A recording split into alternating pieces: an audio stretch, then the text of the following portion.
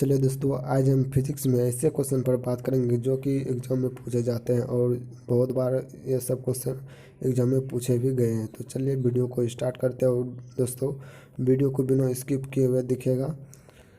और जो जो हमारे चैनल पर नए हैं, चैनल को सब्सक्राइब कर दीजिएगा ताकि हम जब वीडियो अपलोड करेंगे तो नोटिफिकेशन पहले मिल जाएगा आपको। चलिए वीडियो को स्टार्ट करते हैं। तो पहला क्वेश्चन पर चलते हैं। तो पहला क्वेश्चन में दिया है कि ज्योति तीव्रता का असाई मात्रक क्या होता है। जी हाँ दोस्तों, आपको बताना है कि ज्योति तीव्रता का असाई मात्रक क्या होता है। यहाँ देख लीजिए, पहले में है ज्योति तीव्रता का असाई मात्रक क्या होता है। ऑप्शन ए में दिया है ल्यूमेन, और बी में दिया है लस्क, और सी में दिया है कैंडला, और डी में दिया है वाट। तो इसका सही आंसर हो जाएगा सी, कैंडला। कैसे हुआ ये जानते हैं, इसका कारण जान लेते हैं कैसे हुआ।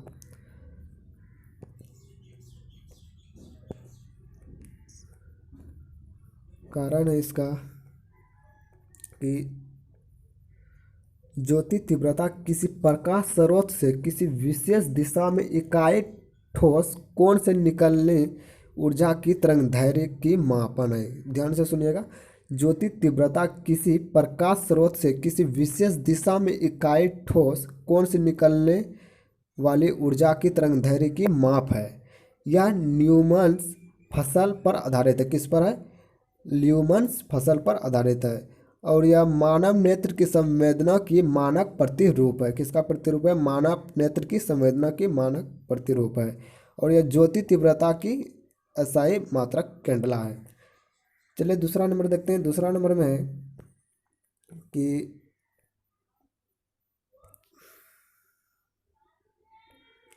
यदि किसी हवाई जहाज से छोड़ा गया बम, ध्यान से सुनिएगा, यदि किसी हवाई जहाज से छोड़ा गया बम बीच हवा में फट जाता है तो इसका क्या कारण है।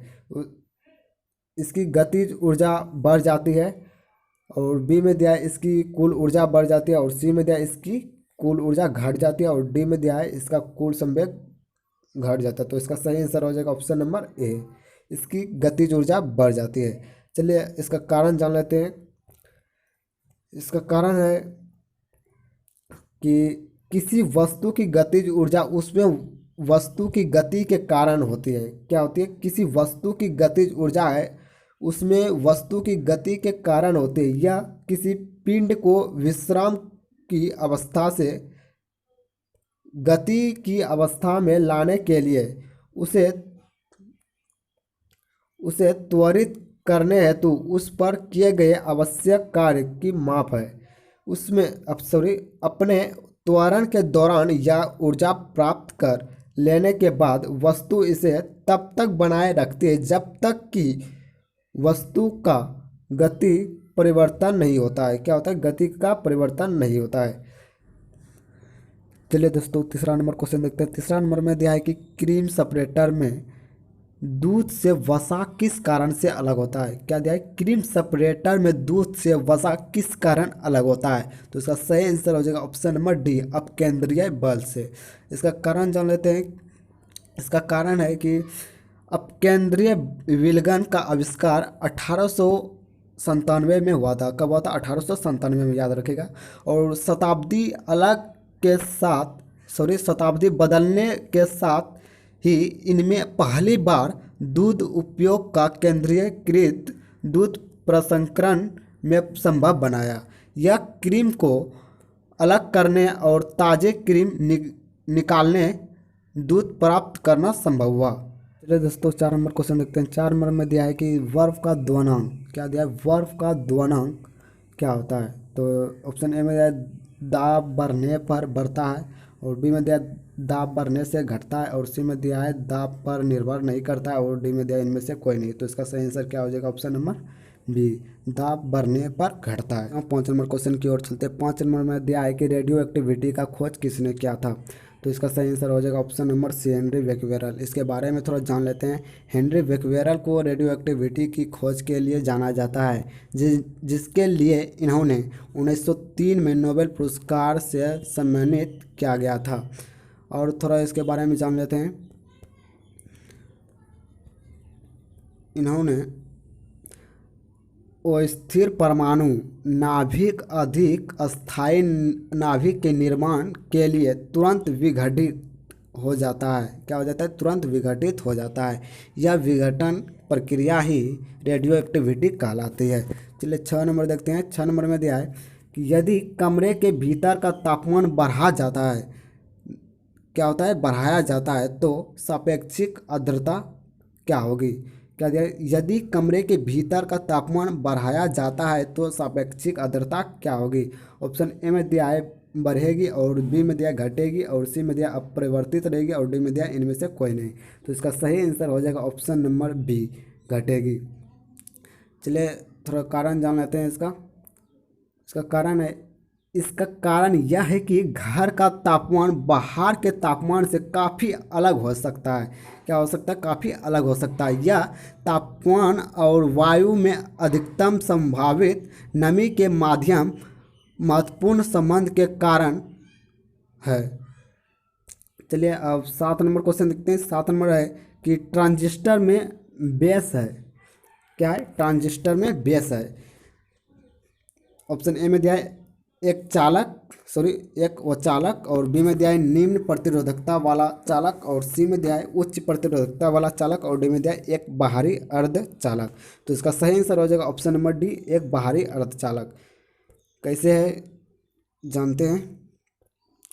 ट्रांजिस्टर एक अर्धचालक युक्ति है। क्या है? अर्धचालक युक्ति है जिसका प्रयोग इलेक्ट्रॉनिक सिग्नल और इलेक्ट्रॉनिक पावर को स्विच और बढ़ाने के लिए होता है। यह अर्धचालक पदार्थ से बना होता है। किससे बना होता है? पदार्थ से बना होता है जिसमें बाहरी परिपथ से जुड़ने के लिए न्यूनतम 3 टर्मिनल होते हैं। कितने टर्मिनल होते हैं? 3 टर्मिनल होते हैं। चलिए 8 नंबर देखते हैं। 8 नंबर में दिया है कि रेगिस्तान में रातें मैदानों की तुलना में अधिक ठंड होती है। क्या होती है? रेगिस्तान में रातें मैदानों की तुलना में अधिक ठंड होती है।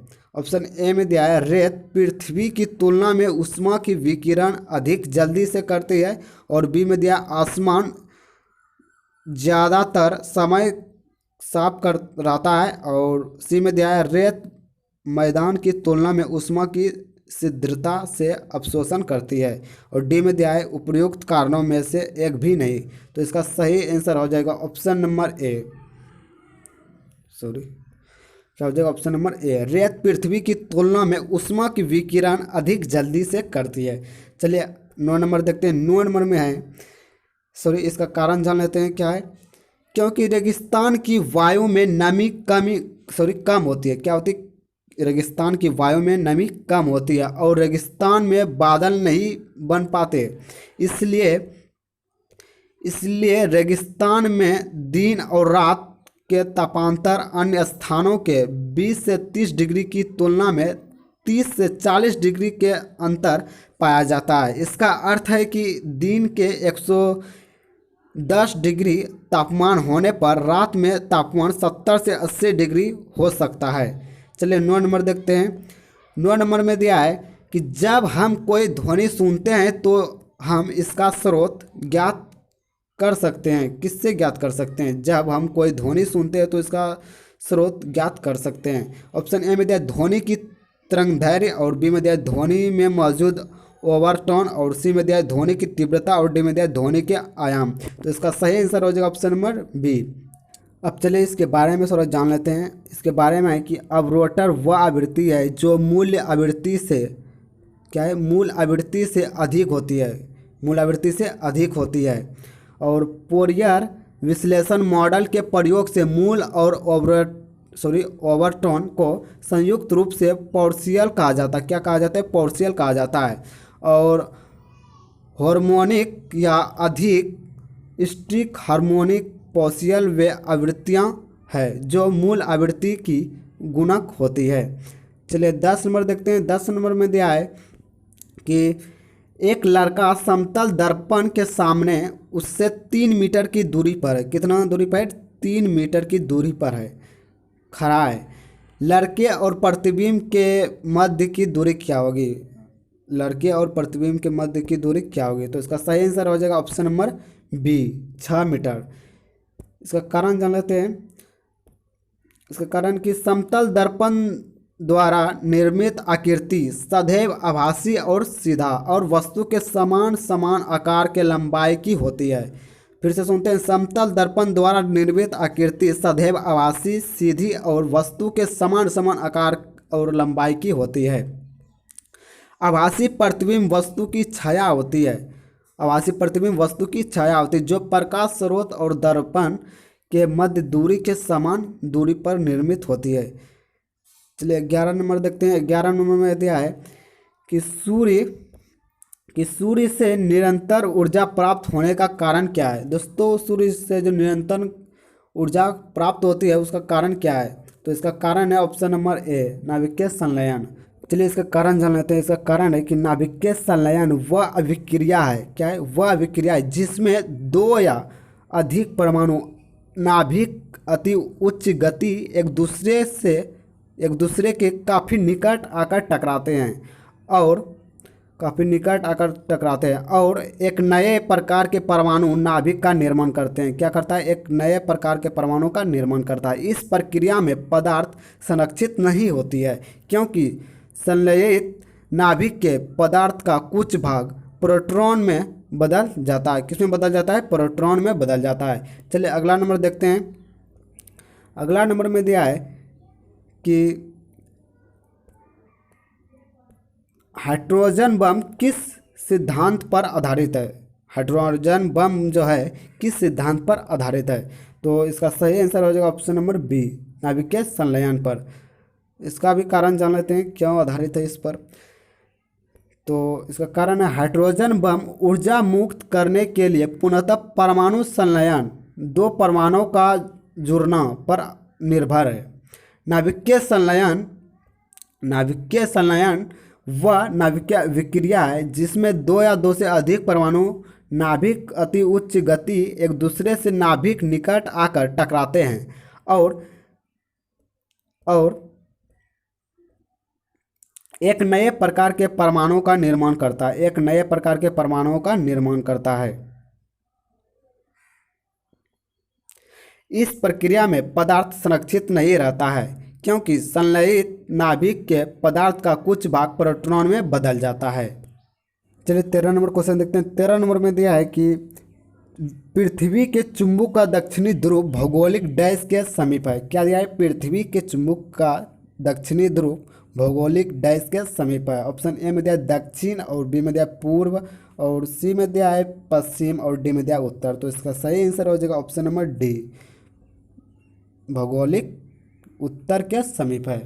चलिए इसका थोड़ा कारण जान लेते हैं। कारण इसका है कि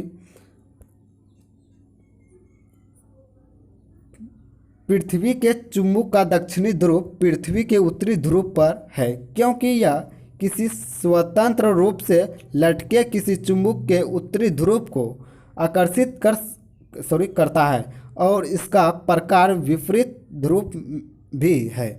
अतः पृथ्वी के उत्तरी ध्रुव में एक चुंबकीय दक्षिणी ध्रुव है और भौगोलिक दक्षिण में चुंबकीय उत्तरी ध्रुव है।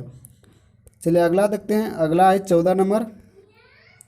14 नंबर है मूल असाई मात्रकों की संख्या कितनी है? मूल असाई मात्रकों की संख्या कितनी है? तो इसका सही आंसर हो जाएगा ऑप्शन नंबर बी, 7। इसके बारे में थोड़ा जान लेते हैं। इसका मात्रक की अंतर्राष्ट्रीय पद्धति एसआई मापन की एक आधुनिक पद्धति है और अंतर्राष्ट्रीय वाणिज्य और व्यापार का एक मुख्य पद्धति है। इसकी 7 मूल इकाई है और इसका 7 मूल कौन कौन सा इकाई है अभी हम आपको बताते हैं कौन कौन सा है। तो पहला है लंबाई और दूसरा है द्रव्यमान और तीसरा है समय और चौथा है विद्युत धारा और पांचवा है ताप और छठा है ज्योति तीव्रता और सातवां है पदार्थ की मात्रा। दोस्तों इससे आपको इस प्रकार क्वेश्चन में पूछ सकता है कि निम्नलिखित में कौन मूलभूत राशि नहीं है।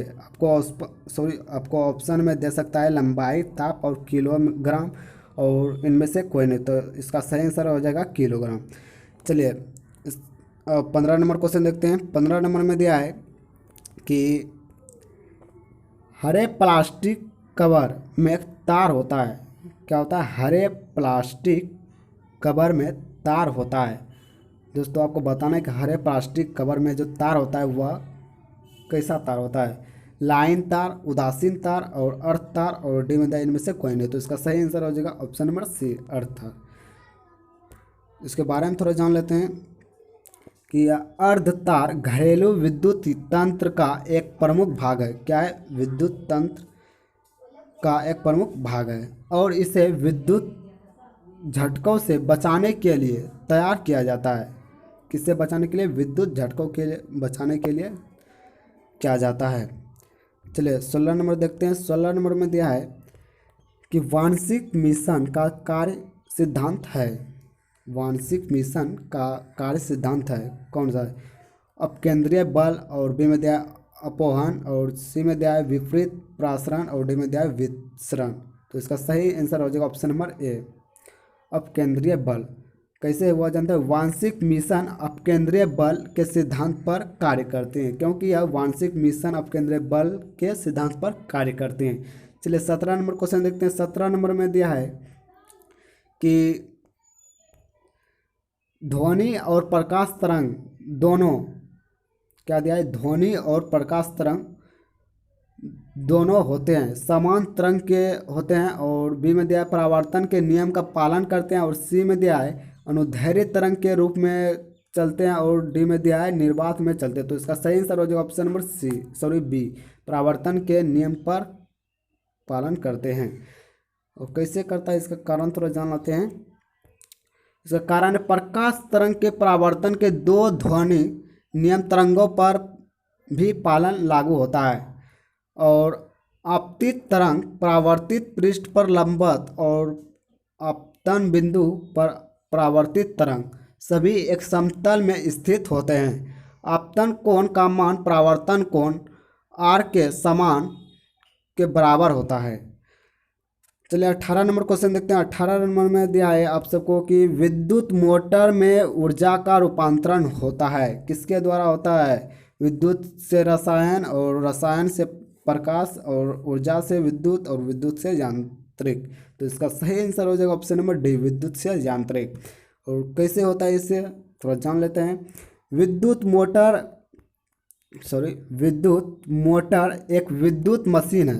क्या है? विद्युत मशीन है जो विद्युत ऊर्जा को यांत्रिक ऊर्जा में परिवर्तन करती है। इलेक्ट्रॉनिक जनरेटर द्वारा इसकी विपरीत क्रिया दोहराई जाती है, वहाँ यांत्रिक ऊर्जा का उत्पादन विद्युत ऊर्जा में किया जाता है। चलिए 19 नंबर देखते हैं। 19 नंबर में दिया है कि समतल दर्पण का फोकस दूरी होती है। दोस्तों आपको बताना है कि समतल दर्पण का जो फोकस दूरी होती है तो वह धनात्मक होती है या ऋणात्मक होती है या शून्य या अनंतक होती है। तो इसका सही आंसर हो जाएगा ऑप्शन नंबर डी, अनंतक। अनंतक कैसे होते हैं यह जान लेते हैं। समतल दर्पण वह दर्पण है जिसका परावर्तक पृष्ठ समतल होता है और समतल दर्पण की फोकस दूरी अनंत होती है। इसकी प्रकाशिक क्षमता शून्य होती है। क्या होती है? इसकी प्रकाशिक क्षमता शून्य होती है। चलिए 20 नंबर देख लेते हैं। 20 नंबर में दिया है कि डायनमो परिवर्तन करता है। दोस्तों आपको बताना कि डायनमो जो है परिवर्तन किस में करता है। ऑप्शन ए में दिया यांत्रिक ऊर्जा को ध्वनि ऊर्जा में परिवर्तन करता है और बी में दिया यांत्रिक ऊर्जा को विद्युतीय ऊर्जा में परिवर्तन करता है और सी में दिया है विद्युतीय ऊर्जा को यांत्रिक ऊर्जा में और डी में दिया है उपयुक्त में से कोई नहीं। तो इसका सही आंसर हो जाएगा ऑप्शन नंबर बी, यांत्रिक ऊर्जा को विद्युत ऊर्जा में परिवर्तन करता है। चलिए इसका कारण जान लेते हैं। इसका कारण है कि डायनमो को दो टायर के बीच में जोड़ने पर यह यांत्रिक ऊर्जा जो घूमने के कारण उत्पन्न होती हैं को विद्युत ऊर्जा में परिवर्तन करता है और डायनमो के बाहर तारों से बल्ब में जोड़ दिया जाता है। चलिए 21 नंबर देखते हैं। 21 नंबर में दिया है कि ओवेन में निम्नलिखित में से किसका प्रयोग किया जाता है। ओवेन में निम्नलिखित में से किसका प्रयोग किया जाता है। तो इसका सही आंसर हो जाएगा ऑप्शन नंबर सी, सूक्ष्म तरंगे का। इसके बारे में थोड़ा जान लेते हैं। इसका बारे में है कि ओवेन एक ऊष्मीय रोधित कोष्ठ है। क्या है? ऊष्मीय रोधित कोष्ठ है जिसका प्रयोग किसी पदार्थ को पकाने या सुखाने और खाना बनाने के सबसे ज़्यादा प्रयोग किया जाता है। चलिए 22 नंबर देखते हैं। 22 नंबर में दिया है कि डेसिबल इकाई है। डेसिबल किसकी इकाई है? प्रकाश की चाल, क्या है? प्रकाश की चाल। और बी में दिया है ध्वनि की तीव्रता, और सी में दिया है उसमें तीव्रता, और डी में दिया इनमें से कोई नहीं। तो इसका सही आंसर हो जाएगा ऑप्शन नंबर बी, ध्वनि की तीव्रता। और इसके बारे में थोड़ा जान लेते हैं। इसके बारे में दिया है कि डेसिबल डीबी इकाई का प्रयोग दो इलेक्ट्रिक या ध्वनि स्रोतों की शक्ति की ध्वनि की सापेक्ष प्रबलता मापने के लिए दन के मध्य अनुपात प्रकट करने के लिए प्रयोग करने में होता है। चलिए 25 नंबर देखते हैं। 25 नंबर में दिया है कि वायुमंडल में ओजोन परत ऊंचाई पर पाई जाती है। दोस्तों आपको बताना है कि वायुमंडल में जो ओजोन परत है वह कितनी ऊंचाई पे पाई जाती है। ऑप्शन ए में दिया है 25 किलोमीटर, और बी में दिया है 50 किलोमीटर, और डी में दिया है 100 किलोमीटर, और डी में दिया है 200 किलोमीटर। तो इसका सही आंसर हो जाएगा ऑप्शन नंबर बी, 50 किलोमीटर। और इसके बारे में जान लेते हैं। ओजोन परत पृथ्वी के वायुमंडल के दो भागों में पाई जाती है। कई भागों में? दो भागों में पाई जाती है। अधिकांश ओजोन लगभग 90% पृथ्वी से 10 से 17 किलोमीटर तक की परत में पाई जाती है, और 50 किलोमीटर तक पाई जाती है। चलिए अगला देखते हैं 24 नंबर क्वेश्चन। 24 नंबर में दिया है कि कैमरा पीछे फिल्म पर प्रतिबिंब बनाने के लिए डैश का प्रयोग करते हैं। क्या दिया है? कैमरा पीछे फिल्म पर जो फोटो बनता है डैश का प्रयोग करता है। कौन सा लेंस का प्रयोग किया जाता है उसमें? उत्तल लेंस, और बी में दिया अवतल लेंस, और सी में दिया है इसका सी में दिया है विचलन लेंस। सी में दिया है विचलन लेंस, और डी में दिया इनमें से कोई नहीं। तो इसका सही आंसर हो जाएगा ऑप्शन नंबर ए, उत्तल लेंस। ऑप्शन नंबर ए क्या है? उत्तल लेंस। चलिए अब अगला क्वेश्चन देखते हैं। और इसके बारे में थोड़ा जान लेते हैं। इसके बारे में है कि एक कमरे में मुख्यतः 3 महत्वपूर्ण भाग होते हैं। तो ध्यान से सुनिएगा। एक कमरे में मुख्यतः 3 महत्वपूर्ण भाग होते हैं। पहला है बॉडी, जो कि हल्की बंधी होती है और उसमें सभी यांत्रिक भाग होते हैं। और बी है लेंस, जो कि उत्तल होता है, उसका लेंस उत्तल होता है।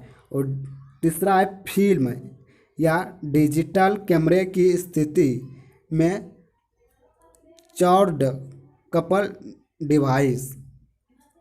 तो चलिए दोस्तों आज का क्लास यहीं तक। अगले क्लास में हम फिर इससे रिलेटेड क्वेश्चन को बताएंगे, तो हमारे चैनल पर बने रहिए। और जो अभी लाइक नहीं किया लाइक कर देंगे। और ये सब क्वेश्चन का PDF वीडियो के डिस्क्रिप्शन में लिंक दिया हुआ है, वहाँ से आप डायरेक्ट डाउनलोड कर सकते हैं।